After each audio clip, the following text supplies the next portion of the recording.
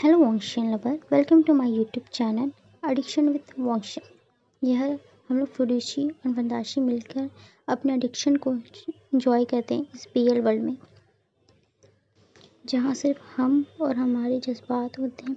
इस BL world में जिसको हम लोग वॉन्शियन की यादों के ज़रिए सजाते हैं अपने सपनों में, अपने एहसास में।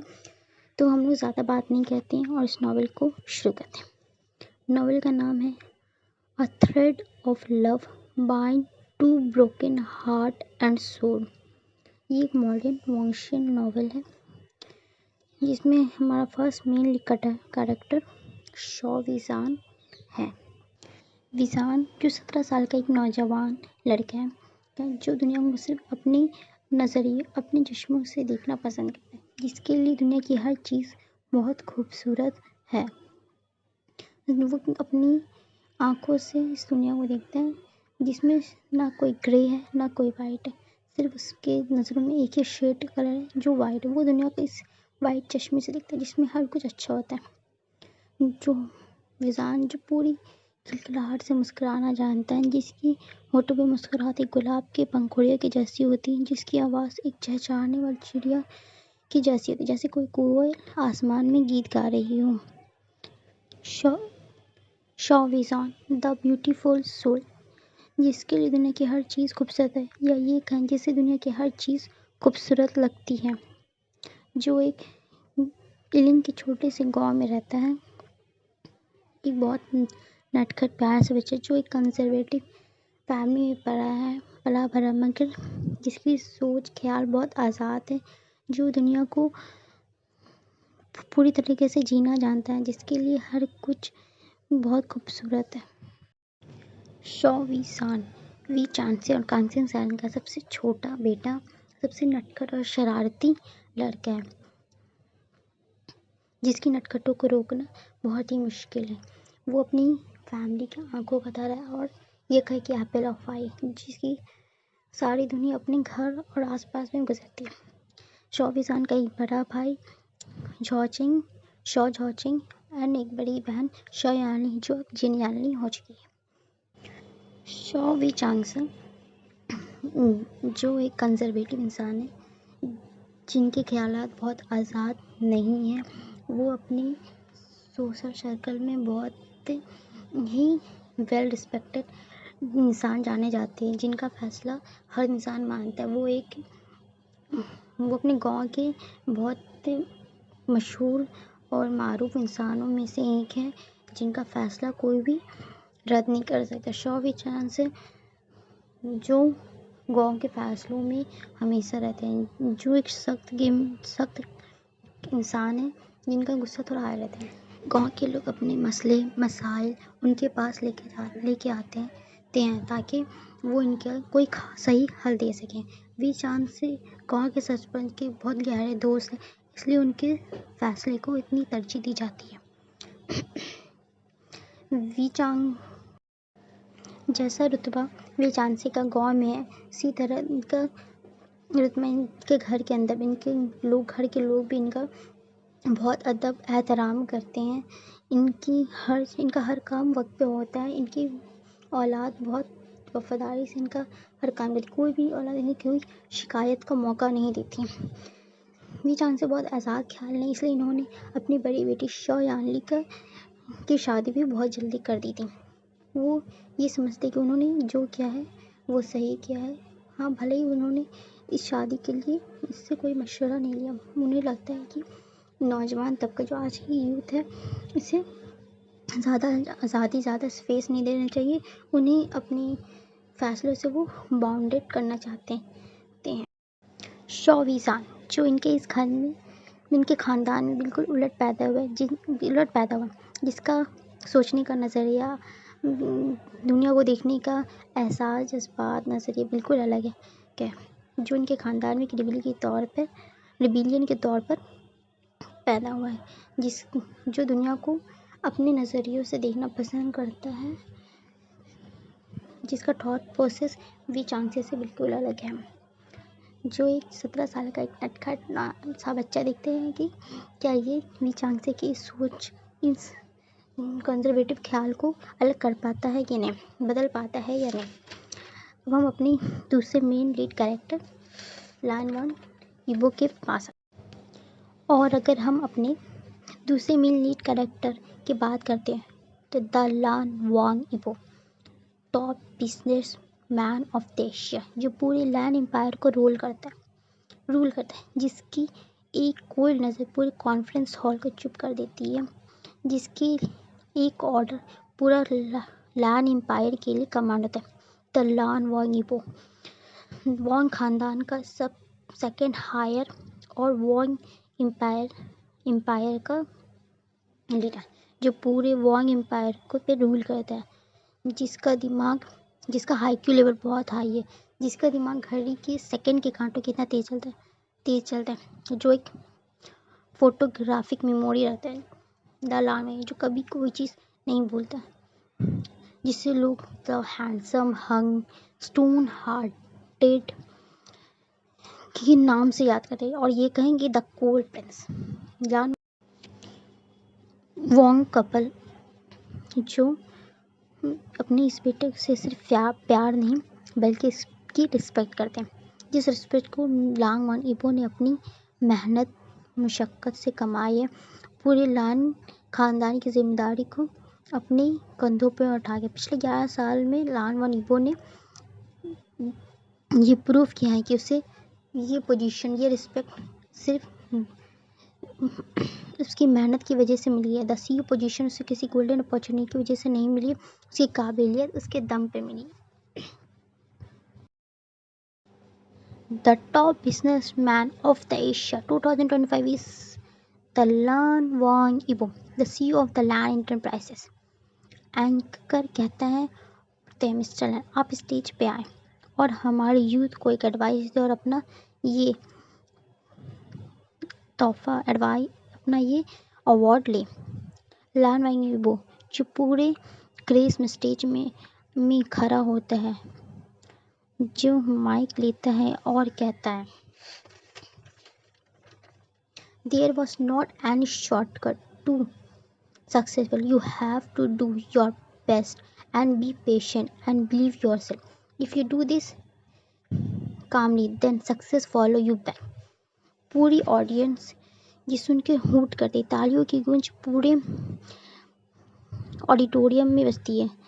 सिर्फ एक नाम चारों तरफ गूंजता है, the Lan Wang Yibo, the cold prince, the stone hearted और the businessman of the year, the Lan Wang Yibo. Anchor lawn Wang इबो को कांग्रेस करता है, करते ही वो उसे अवार्ड देता है, कहता है कि mister Lan, after 11 years this award again to come Lan enterprise. Lan Wang Yibo एक नोट करता है और वहाँ से निकल जाता है। लैन कपल जो ये शो लैन मेंशन के एक आलीशान सोफे में बैठकर ये अवार्ड शो देखते हैं। मिसेस लैन शो देखते कर बोलती हैं,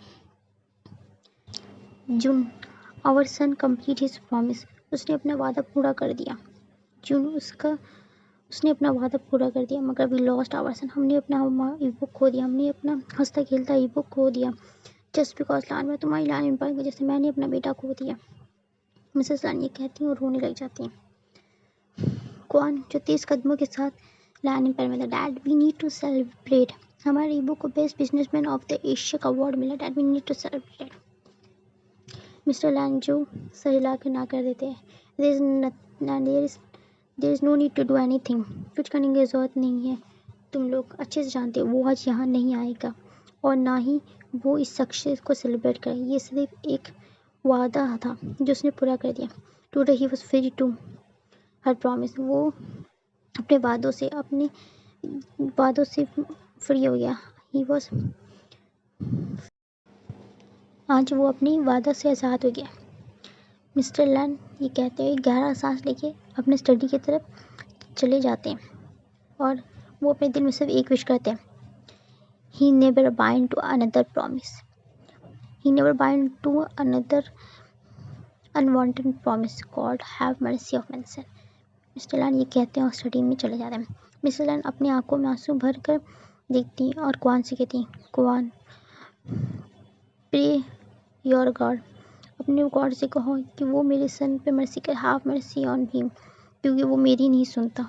कुरान प्लीज से टू योर गॉड, वो तुम्हारी शायद सुनेगा। मेरी बच्ची के लिए दुआ करो कुरान। वी लॉस्ट इट, मैंने अपना ईबो खो दिया। ये मिसेस लानी कहती है, अपने रूम की तरफ चल जाती है। कुरान ये सब दिखता रहता है और कहता है, ये सब मेरी वजह से हुआ है, ये मेरी रिस्पॉन्सिबिलिटी थी जो मुझे पूरी करनी चाहिए थी, बट मेरी वजह से आज ये ईबो के कंधे पे आ गई। अगर मैंने थोड़ी हिम्मत दिखाई होती, मैंने अपना सपना छोड़ा होता, तो आज ईबो ऐसा नहीं होता।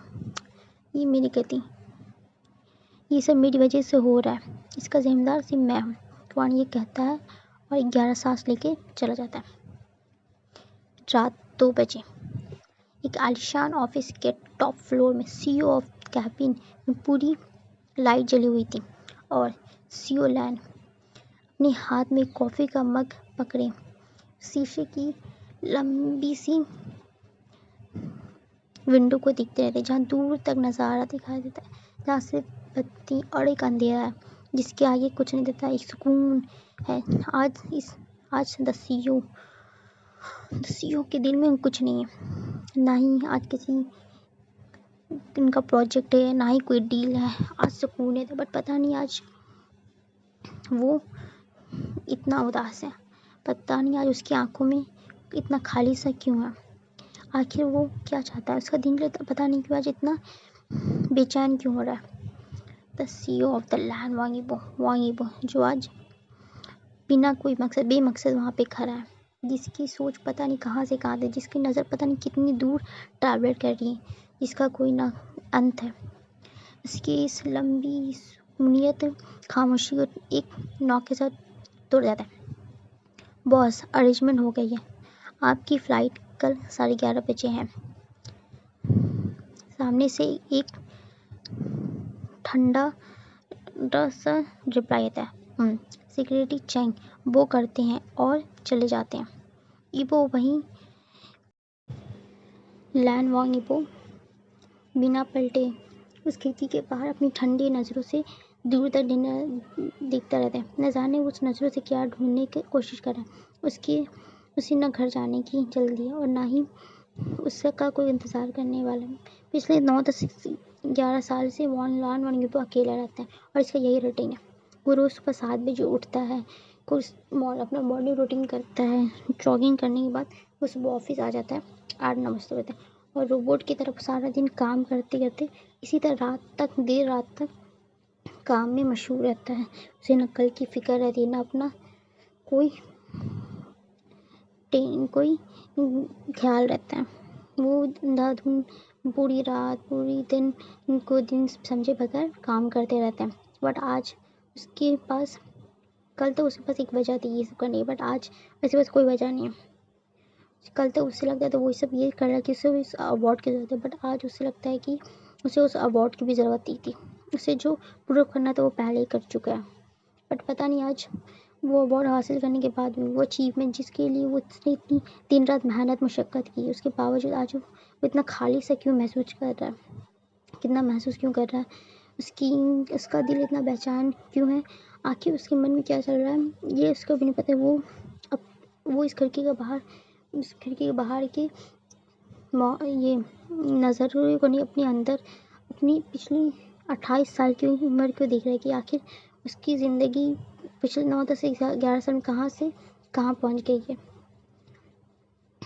वो कहाँ से कहाँ आ गया है, उसमें क्या बदलाव हो गया, आखिर उसने अब तक क्या कमाया है, उसे कुछ नहीं पता और वो इसके बारे में कुछ कर भी नहीं सकता है, क्योंकि अब सब कुछ बदलने का वक्त नहीं है, सब बहुत लेट हो चुका है। अब लैन वांग ईबो अपनी ज़िंदगी में कुछ नहीं कर सकता, इसलिए आज वो अपनी खाली नज़रों से देख रहा है खिड़की के बाहर कि शायद उसे कोई वजह कुछ अपनी ज़िंदगी का मकसद मिले। वो अपनी ज़िंदगी के मकसद को ढूंढने की कोशिश कर रहा है। द लैन वांग ईबो जो ज़िंदगी में कभी नहीं फेल हुआ, वो आज अपनी ज़िंदगी का मकसद ढूंढने में बहुत बुरी तरीके से नाकाम हो गया, जिसके लिए मल्टीनेशनल कंपनी चलाना बहुत आसान है, जो जो छोटे से छोटे एरर को भी बहुत जल्दी पहचान लेता है, जो हर मुश्किल से मुश्किल प्रोजेक्ट को बहुत आसानी से कर देता है, जो हर हाल में कंपनी का प्रॉफिट और लोगों का बेहतरी करता है। आज वो लानवानी वो बेमकसद है, जो अपनी ज़िंदगी का कोई मकसद नहीं ढूंढ पा रहा, जिसकी ज़िंदगी का के लिए कोई चीज़ मुश्किल नहीं है, वो आज एक छोटा सा अपना मसला भी दूर नहीं कर पा रहा है। दलाल मामी वो जिसके बारे में रोज़ अखबार में न जाने क्या से क्या छपता है अखबार मैगजीन में जिसके बारे में लोग क्या से क्या लिखते हैं, जिसका IQ लेवल बहुत हाई, द जो अखबार के हमेशा फ्रंट पेज में आता है, the most bachelor of the year, the लानी वो जो अपनी इसी सोच में रहता है और ये खूबसूरत रात गुजर जाती। हाय गाइस, अगर आपको मेरा ये FF नॉवल पसंद आया है तो आप मुझे कमेंट में ज़रूर बताएं और लाइक शेयर करना ना भूलें। Thank you for much watching.